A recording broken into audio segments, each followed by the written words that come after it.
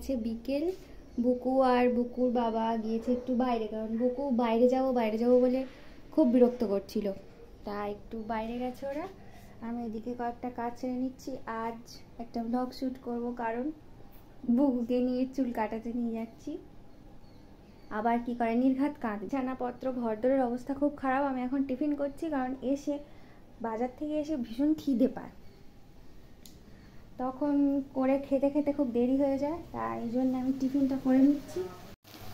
করছি ঘুগনি, এটা করে রেখে দিয়ে যাব, এসে খাওয়া হবে। হয়েই গেছে প্রায়, শুধু জল ঢেলে দিতে হবে, একটু গরম মশলা দিতে হবে, ব্যাস ডান। আমার পাপা চশমা পরে যায়নি, ও ভুলে গেছে পাপা। বেরু করে চলে এসছো? চলো এবার রেডি হবো, চলো আবার বেরু করতে যাবো, চলো এবার সবাই মিলে যাব। আমার ঘরটা কি সুন্দর হয়ে আছে, আমার ঘরটা গো বাবা। চলো আমরা বেরু করতে যাবো, যাবে? বেউ বেউ কোথাও যাওয়ার আগে এই কাজটা আমার, তালা টালা দিয়ে জানলা বন্ধ করে, মোটামুটি তালা দিয়ে সব কিছু বন্ধ করে সিকিউর করার দায়িত্ব আমার। যা চলো, আমরা রেডি, আমরা বেরিয়ে পড়েছি, চলো। হ্যাঁ যাচ্ছি।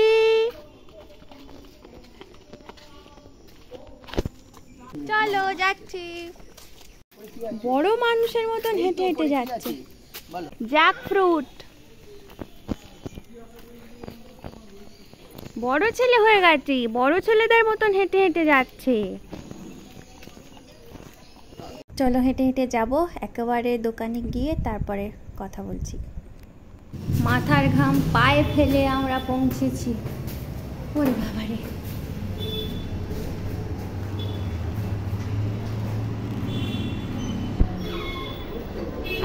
দোকানের মধ্যে ঢুকে গেছি। বুকু মাথা চুলকাচ্ছে, ওদিকে আমি রেকর্ড করে যাচ্ছি।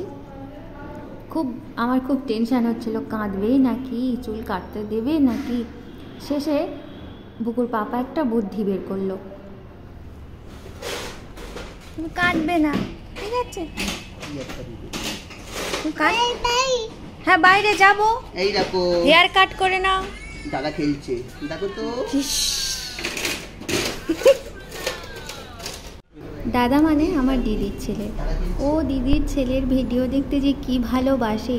দাদা বল খেলছে, দাদা খাচ্ছে, দাদা বেড়াতে যাচ্ছে, এই সমস্ত জিনিসই ও দেখে।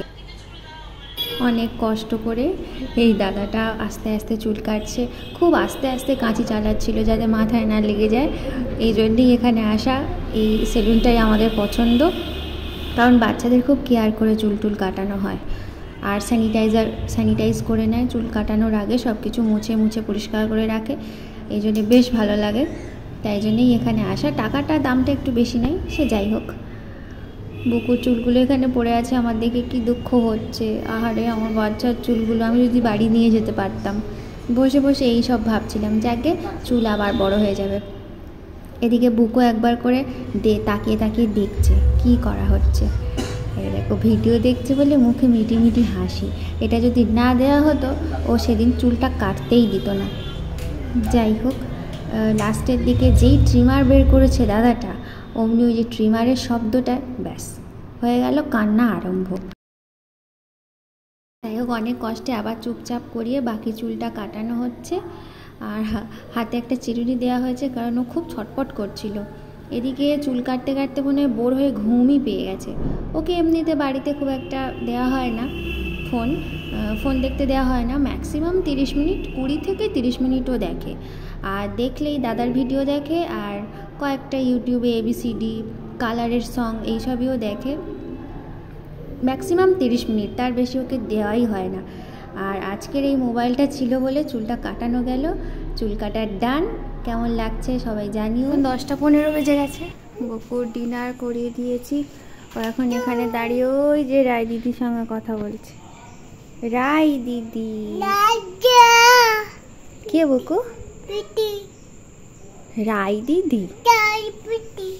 বৃষ্টি? হ্যাঁ, ওখানে বৃষ্টি পড়ছিল কালকে, ঠিক বলেছো, ওখানে কাল বৃষ্টি পড়ছিল। হ্যাঁ তো, বৃষ্টি পড়ছিল কাল। আজকে পড়ছে না, আজকে বৃষ্টি নেই। হ্যাঁ, ওখানে বৃষ্টি পড়ছিল। টাটা, বুকু টাটা করে দাও। টাটা, টাটা বাই বলো। বাই, টাটা বাই।